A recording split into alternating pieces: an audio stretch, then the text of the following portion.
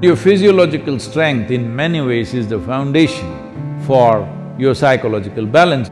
I think food and toilet both must be far away.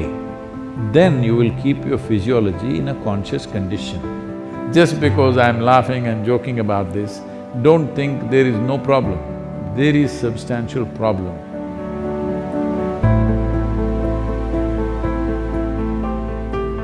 Sadhguru, during the lockdown, we have gained a lot of weight from overeating and no physical activity. Can you offer us some simple weight loss tips, please? I was in Chennai a few years ago and I was talking to some of the business community in Chennai.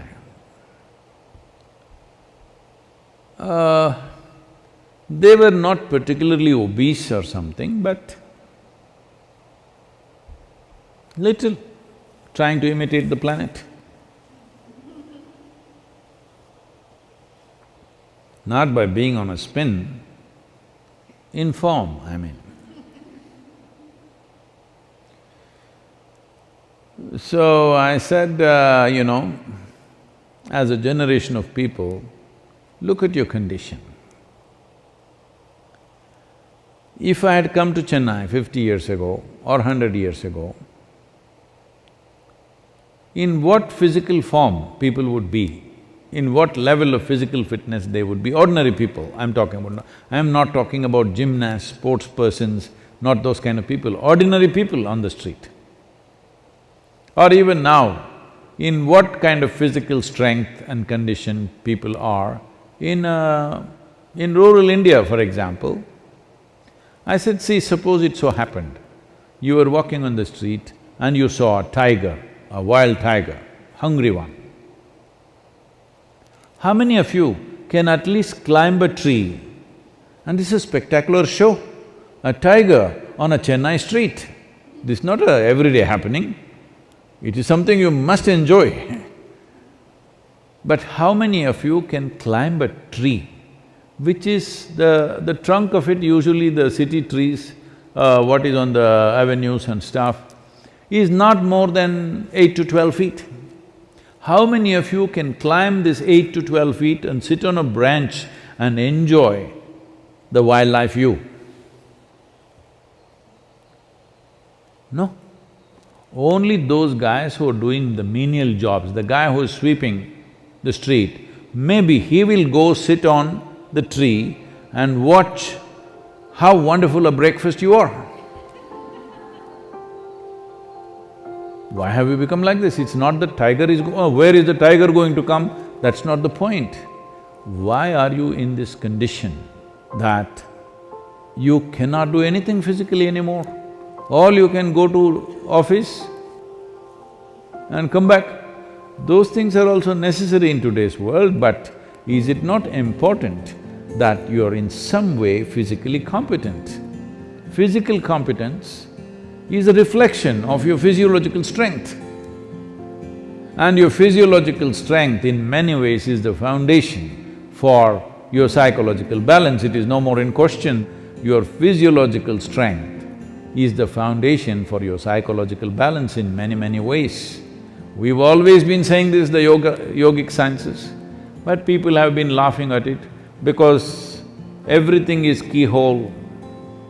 People say brain is a separate study. That's why yesterday I confessed with all the neuro experts, see, I don't have a brain. At least most of the time it's not working. I keep it off.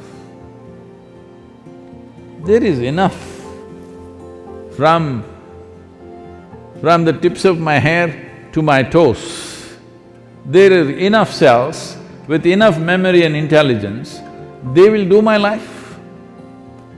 I have disciplined them nicely. They will do my life the way I want.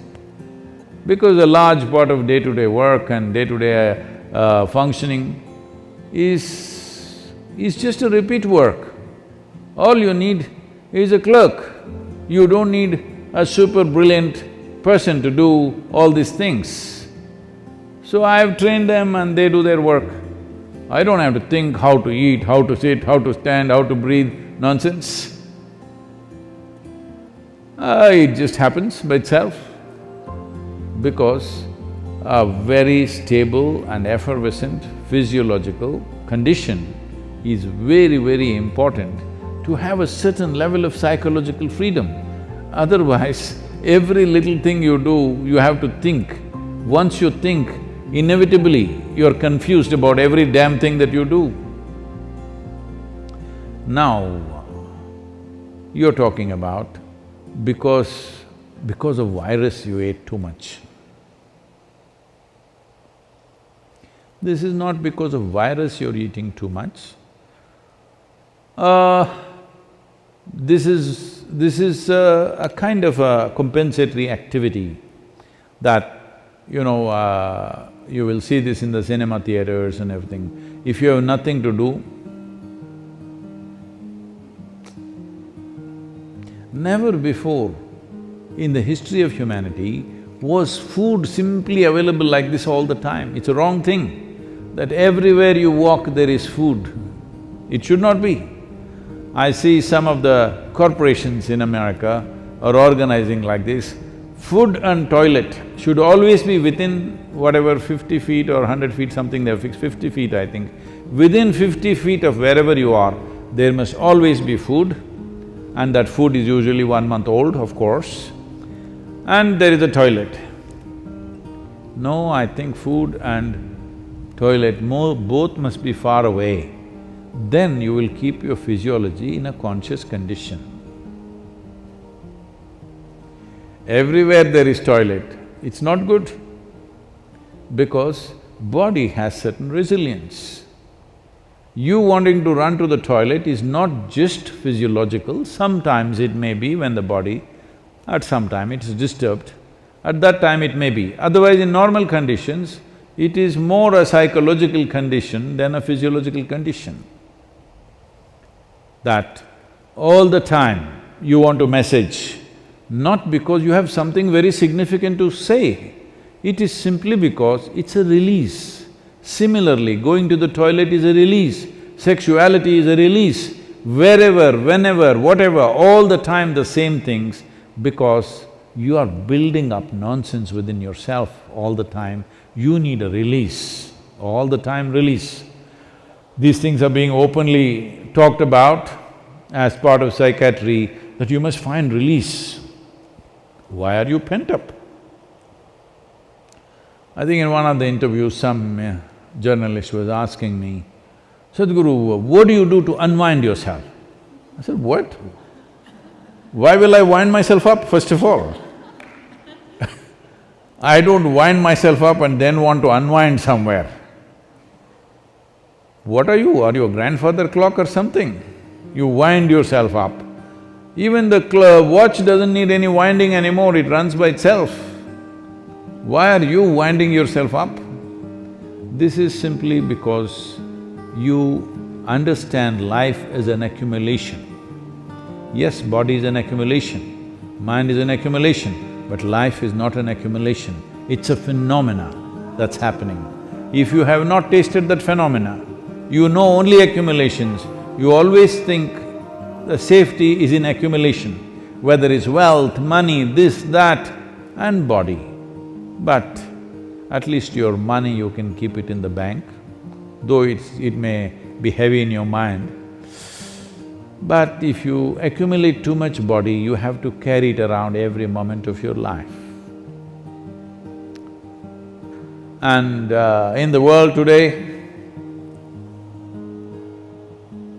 30% of the population is malnourished, and around the same percentage of people are obese, overweight.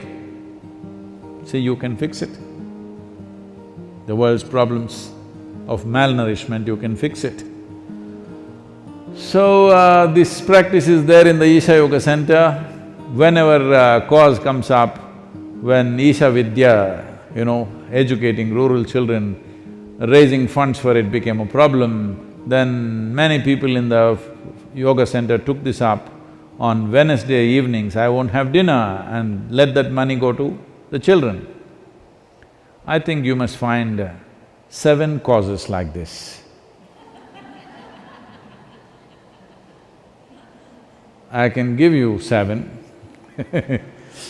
Monday for Rally for Rivers, Tuesday for Kaveri Calling, Wednesday for Isha Vidya, Thursday is called Guruvar, this is for your Sadguru. Friday for Devi, because that's her day. Saturday, you have your dinner, I'm reducing 1 day.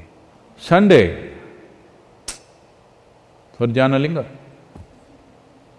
Like this, you find 7 or at least 6 causes where 6 dinners you give away.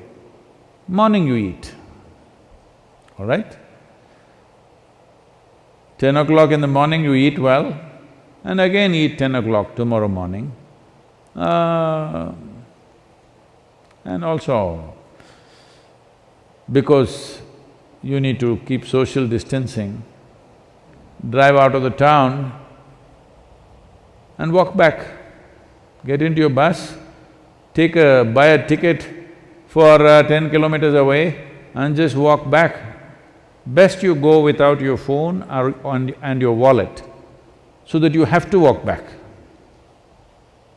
Do something, come on.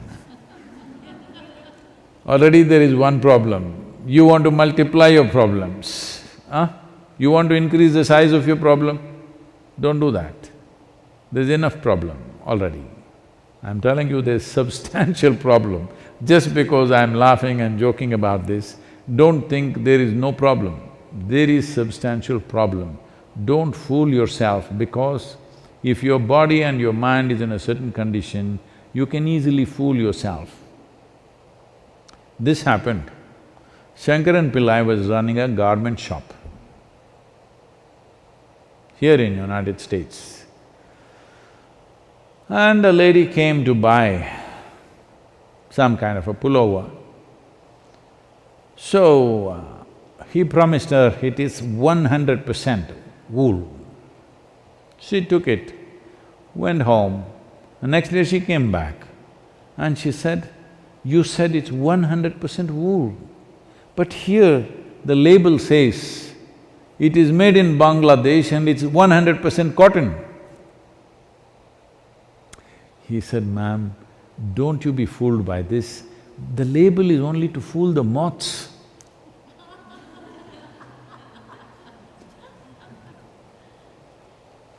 Like this, there are so many labels all over the world, don't go by that. This is a simple experiment you must do, all of you who are sitting now on the floor, when you get up, you must use only 2 limbs to stand up. All of you, in your life you must keep this up however old you are. This is a simple test for you. You sit down cross-legged and when you want to stand up, you use only 2 limbs. That means you don't do 4-wheel drive. Just get up with your legs. This much fitness at least you must manage.